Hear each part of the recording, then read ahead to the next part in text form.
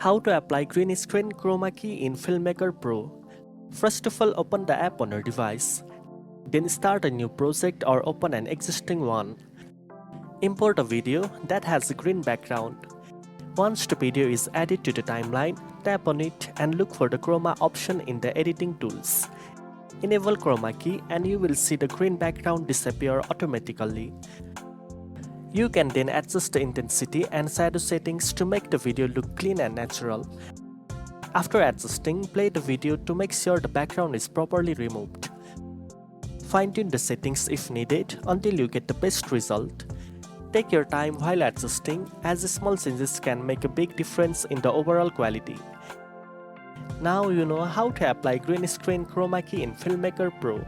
If you found this tutorial helpful, don't forget to like, share and subscribe for more video editing tips.